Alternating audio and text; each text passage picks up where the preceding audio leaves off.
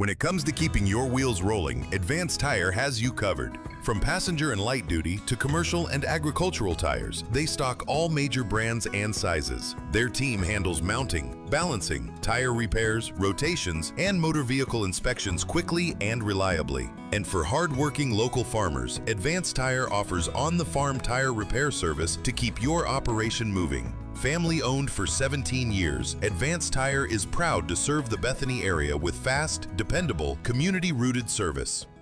For 125 years, Farmers Bank of Northern Missouri has proudly served as your locally owned community bank.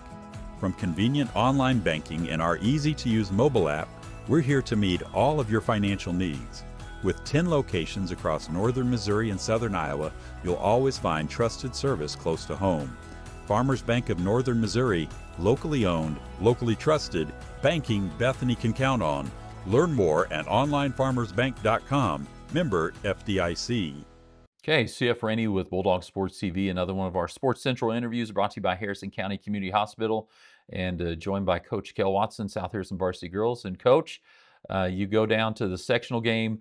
It's actually it's a rematch of a game. It wasn't in the sectionals at district with Bishop LeBlond that you played down in Gower at East Buchanan a couple of years ago. And you go down and the game starts fairly well, and then it becomes what happens in postseason a lot of times, but it becomes a dogfight. And maybe just talk about the start of that game and kind of how the game flowed. Yeah, obviously, we'd played them some years back there, same court, same team, but the players were different, so you can only kind of look into that so much. But, looking at LeBlanc's record, yeah, it was maybe 500 or thereabouts above it, but, they play a really tough schedule. They're very physical.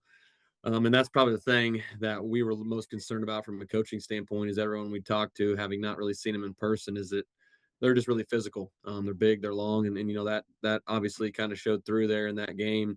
I thought in the first half we did a really good job of speeding them up with our pressure. Probably wasn't as good as I would have liked. It wasn't quite as clean. We're kind of giving them some easy outlets to the center in the middle of our press, but we sped them up. Did a pretty good job of getting out in transition, and we did a nice job of kind of building a lead there midway through the second. And then number 12 for them, the Connor girl, who's obviously a player, hit back to back or hit three straight threes on three straight possessions. And that was just a defensive breakdown on our behalf. We knew she was able to do that. And I just felt like that kind of gave them some momentum riding into half. And then there in the third, we did a pretty good job of sustaining some stuff. We kind of were in foul trouble off and on throughout the game. Lexi got dinged in the eye to start. But we had some girls really step up. Ambry Hunter did a really good job in the first half, kind of carrying us there from an offensive standpoint. Defensively, I thought everyone that was on the court was doing their job, doing a really good job rebounding. And then obviously, we get down to the end and it's a late game situation once again. And a little different one this time. We were kind of playing from in front once we kind of got the lead. And, again, Ambry stepped up, hit some huge free throws. We had some girls hit some big shots. I think Abby hit a nice three. Bailey hit some big threes. Rory Fitzgerald was really, really good inside. Just rebounding, she was kind of locking it down in there. And I think Amber hit 6 straight free throws there in the fourth quarter, and that was clearly the difference in the game. Just allowed us to play with a lead and kind of put them on their heels and trying to foul us. So another late game for us, but this time of the year, that's probably going to happen more than you'd like as a coach, but hopefully you're prepared for it. No, it's one of those, I think, being around basketball, coach basketball, people are always like, why do you shoot free throws at the end of practice when you're tired and when things, why do we do this? And that was it. And Amory Hunter, you mentioned 6 straight at the end to seal because they were going foul, and the ability to hit free throws was big. And so you win that. Move on to the next round, the quarterfinals, and you get Lone Jack, a team that you were supposed to play in the regular season because of weather, and you had to reschedule a conference game. You didn't play them, and you're really similar. I was looking at the matchups on miss you. Really similar in points per game, really similar in opponents' points per game. Your record's almost identical. And so what do you see heading into this quarterfinal tonight as you'll head down to Oak Park High School in Kansas City against Lone Jack? Yeah, they're a little different flavor than LeBlanc. LeBlanc was going to probably play inside a little bit more. Now they're very capable of going inside, but they've got two really good guards. Um, One of them, number 3, that played on their or their Final Four team last year, and number 20, the Shoal girl. So they've got some experience in this kind of game and this kind of environment. They've got a sophomore guard, number 5, Throgmorton, that's really solid, quick, athletic. And they're a little like us in the sense that they want to kind of create some offense with their defense. They're going to bring some 1-2-2, three-quarter court. Kind of drop it back into half court man, and they mix it up. They do a lot of different stuff out of ATOs.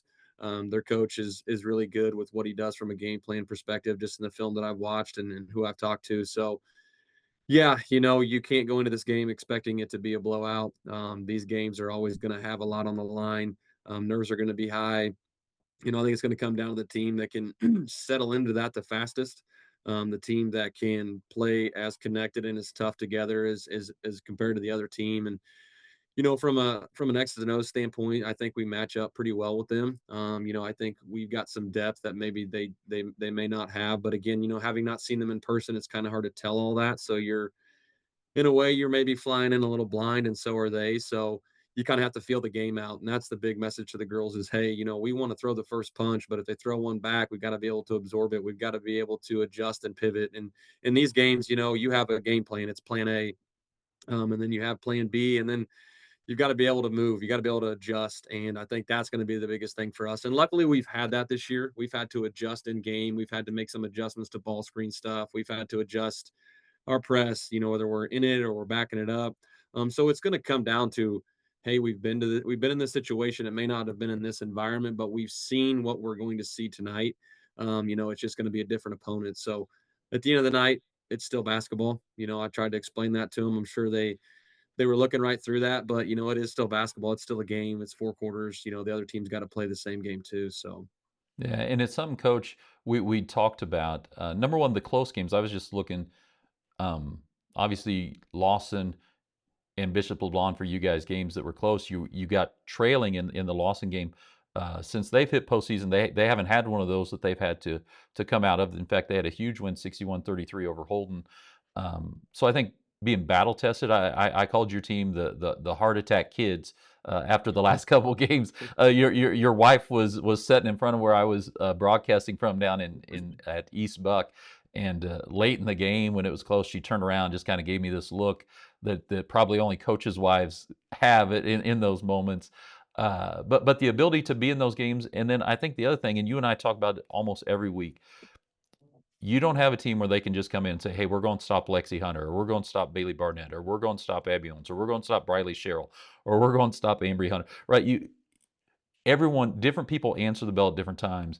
And I think late in the season, especially postseason, heading towards a Final Four possibility, having that ability, how do you think that's helped your team? The battle tested in close games, and the fact that you have multiple girls that can lead you on a given night.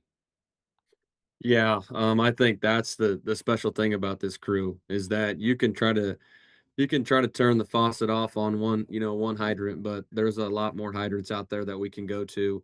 And you just hope that all of them are ready to get turned on and they're ready to kind of come out and show what they've got. And I think that's, I can look down through all the girls that hit the floor for us and they, like I said, they've had double digit nights. It's not all about scoring, but it's nice to know that you can spread it around. And when you can spread it around, the opposing team's got to watch that on film. And that one game they might see Lexi, they might see Bailey, they might see Piper, they might see Abby, they might see Briley. I mean, I could go on and on about all the girls. That makes it difficult to defend. You kind of have to pick which head of that snake you want to try to cut off, and then you kind of have to build your game plan off of that. And for us defensively, it's going to be about we've got to make sure that those options are on the court more often than they aren't. We've got to really stay out of foul trouble. We can't put this team to the line. They're a really good free throw shooting team, just looking at statistics.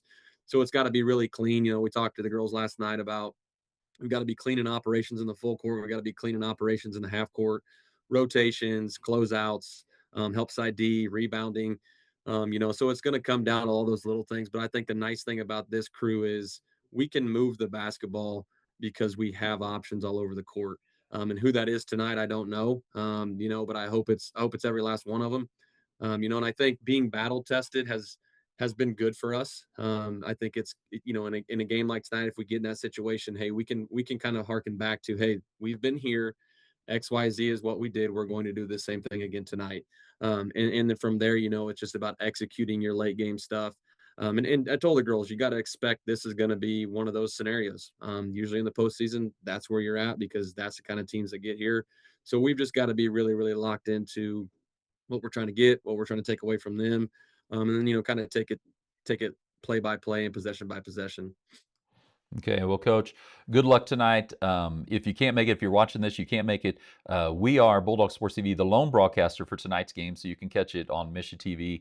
Good luck tonight, and we look forward to covering you not only tonight, but look forward to making the trip to Columbia. I've already checked my credentials and made sure everything's in line. Hoping to cover you all next week. Thanks, yeah, appreciate it.